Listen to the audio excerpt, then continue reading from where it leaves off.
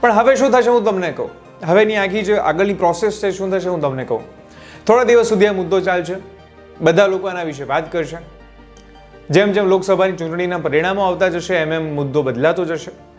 સરકાર દ્વારા વળી પાછા કેટલાક નવા ગતકડાઓ કરવામાં આવશે, જેનાથી મીડિયા અને તમામ લોકોનું ધ્યાન એ તરફ ખેંચાઈ જશે અને આ મુદ્દો ધીરે ધીરે ભૂલાઈ જશે. પછી આ જે પરિવારજનો છે, પરિવારજનો પોતાની રીતે કેસ લડશે, સેશન કોર્ટમાં, હાઈકોર્ટમાં, છેલ્લે સુપ્રીમ કોર્ટ સુધી ધક્કા ખાશે. વર્ષો સુધી આ કેસ ચાલશે. ત્યારબાદ શું થશે? ધીરે ધીરે જેટલા પણ નામો જે લખાયા છે અત્યાર સુધીની એક આ મોડસ ઓપરેન્ડી રહી છે. જેટલા પણ કેસો ઉપાડીને જોવા એટલા જોઈ લો તમે.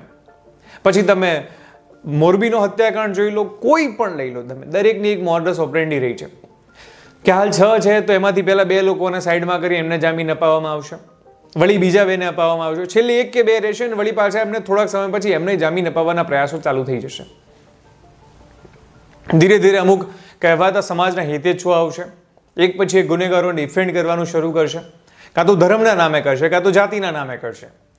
ક્યારેક તો એવું પણ બને છે કે વ્યાસપીઠ ઉપર બેઠેલા લોકો પણ આવા લોકોને માફ કરી દેવાનું કહેતા હોય છે. આપણે મોરબી વખતે જોયું છે. અને આ જે મોડસ ઓપરેન્ડી છે ચાલશે. ધીરે ધીરે કેસ લડાશે અને વર્ષો સુધી આ કેસમાં તારીખો પર તારીખો થશે, પરંતુ ન્યાય નહીં મળે. ભારતની અંદર ન્યાય જે મળે છે મોડો ન્યાય મળે છે.